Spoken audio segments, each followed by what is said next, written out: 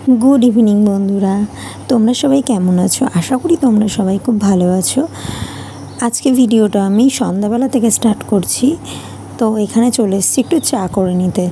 तो चाटा बाड़ीते आर केउ खाबे ना, आमी एकाई खाबो, से कारणे एकटु दूध चा करे निচ্ছি। आमार बाड़ीर लोक सबाई दूध चा पछन्द करे ना, एकटु ग्यासेर समस्यार कारणे। तो तारा लिकार चाई खान, बाट आमी आजके एका खाबो सेहेतु एकटुखानि दूध चा करे निচ্ছি। एबारे कयेकटा जामा पैंट रयेछे सेगुलोके एकटु गुछिए नेब। आसले एमनि सारादिन जेगुलो काचा धोया करी तो सेई जामा पैंटगुलो ना धोया हये गेछे, माने धुए भाज करे रेखे दिएछि। बाट ओई आगेर दिन एकटु बेरिएछिलाम तो सेई जामा कापड़गुलो आर भाज करे राखा हयनि गुछिए। तो सेगुलोके एकटुखानि गुछिए शोकेसे रेखे दिচ্ছি। आर देखो आमार छेले आमार संगेई रयेछे, ओर साथे बकबक करछि। सारादिन ओर साथे आमार एत परिमाणे बकते हय जे रात अब्दि आसले ना आमार प्रचंड माथा ब्यथा करे, एत कपाल যন্ত্রণা करे। एमनि माइग्रेনের समस्या रयेछे, से कारणे आरो बेशी ब्यथा हय। तो किन्तु घरेर मध्येई रयेछे, आमी जेखाने जेखाने जाচ্ছি आमार पेছন पेছন जाচ্ছে। আর বাড়িতে এখন সবাই মোটামুটি রেস্ট নিচ্ছে একটু, তো ও আমার কাছেই রয়েছে। তো দেখো খাটের তল থেকে জিনিসপত্র বার করে, আর একটা হাতে টুপি রয়েছে। আলমারিটা একটু খুলেছিলাম কিছু জিনিস বার করার জন্য, তো সেখান থেকে না টুপিটা টান দিয়ে বার করেছে, আর কিছুতেই দেবে না, একটুখানি নিয়ে ঘুরে বেড়াচ্ছে। তো আমি আর জোর করিনি, পরে নিয়ে রেখে দেবো। তো সেটা নিয়েই ঘুরছে, আবার আমি কি করছি ওখানে গিয়ে সেটাও দেখছে।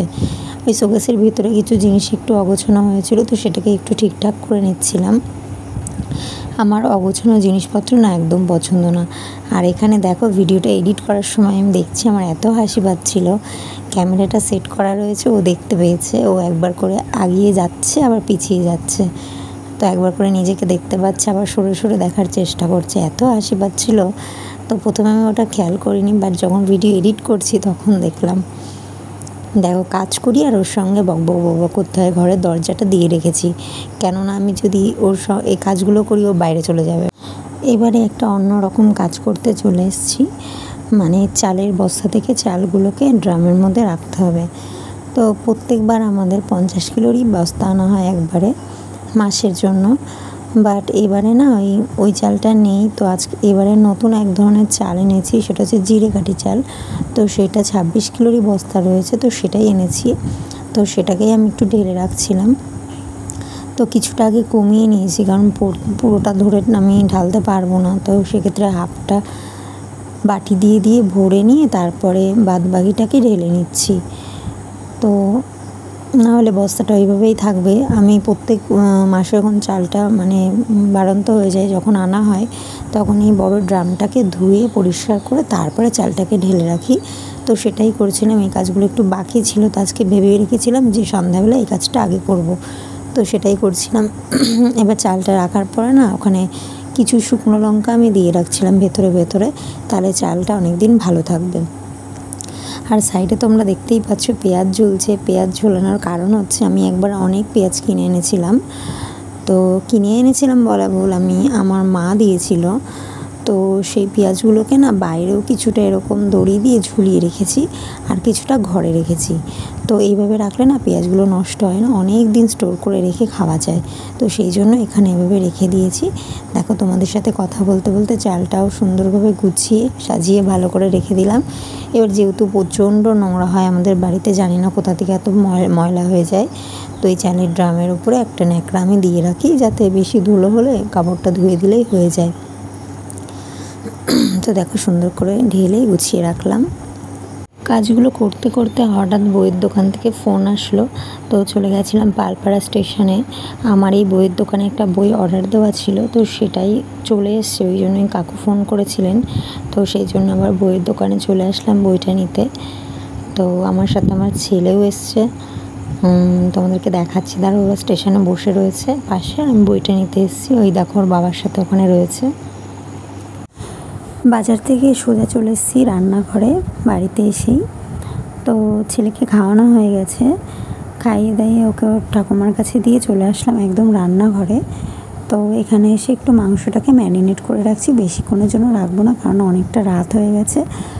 আগে যে মাংসটা রান্না করবো এর কোনো প্ল্যান ছিল না। বাজারে গেছিলাম, বাজার থেকে আসার সময় ভাবলাম যে রাতে আবার কি রান্না করব, তো যাই একটু চিকেন নিয়ে যাই, তো সেটাকেই রান্না করে নেবো। আমাদের মেয়েদের না এই একটাই ভাবনা মাথা থেকে কখনোই যায় না, সবসময় এটাই থাকে যে আজকে কালকে সকাল হলে কী রান্না করব, দুপুরবেলা আবার কী রান্না হবে, রাতে আবার কী রান্না হবে। তো দুপুরের রান্নার চিন্তাটা আমাদেরকে করতে হয় না, কারণ সকালে আর দুপুরের তো একসাথেই রান্না করা হয়। আর রাতের রান্নাটা করতে ভীষণ মনে হয় যে কী রান্না করব, এরকম হয়েছে। এইসব ভাবনা চিন্তা মানে মেয়েদেরকেই ভাবতে হয়।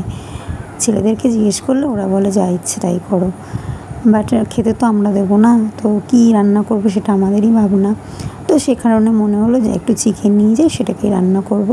তো বাড়িতে এসে সোজা একদম ছেলেকে খাওয়ালাম, বললাম তোমাদেরকে, তো করে এখানে রান্নাঘরে চলে এসেছি। এক সাইডে বসিয়ে দিয়েছি ভাত। অন্যান্য দিন কী হয়, আমি যদি কোনো তরকারি রান্না করি তো তরকারিটা করে গিয়ে আমি ছেলেকে রাখি, আমার শাশুড়ি মা হচ্ছে ভাত হোক বা রুটি হোক সেটা কাঠের উনুন যেটা রয়েছে আমাদের, তো সেখানেই করে। কেননা হচ্ছে দেখো সবসময় যদি সব কিছু গ্যাসেই রান্না করা হয় অনেকটা গ্যাস হয়, তো যেহেতু আমাদের কাঠ পাতা সবই আছে, তো সে কারণে যদি একটা জিনিস অন্তত উনুনে রান্না হয় অনেকটা সেফ হয়। তো সে কারণে বাট আজকে হচ্ছে যেহেতু বাজারে গেছিলাম অনেকটা লেট হয়ে গেছে, তো সেক্ষেত্রে আমি রান্নাঘরে দুটো রান্নাই বসিয়ে দিয়েছি।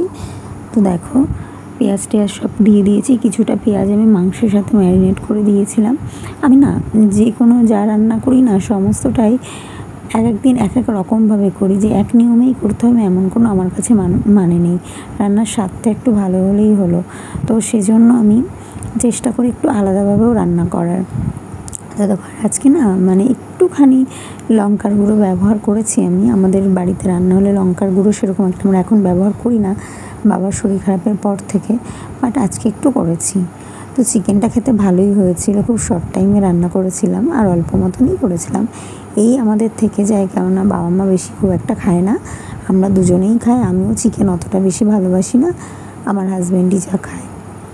চিকেনের মধ্যে আমি আলুটা আবার খুব ভালোবাসি, আমি আলুটা আগাগোড়ায় সব কিছুর সঙ্গেই ভালোবাসি, সেটা চিকেন বলো, মাটন বলো, অন্যান্য তরকারি বলো, যে কোনো কিছুতে। তো দেখো তোমাদের সাথে কথা বলতে বলতে অলমোস্ট মাংসটা কষানো হয়ে গেছে, তেলটাও ছেড়ে দিয়েছে।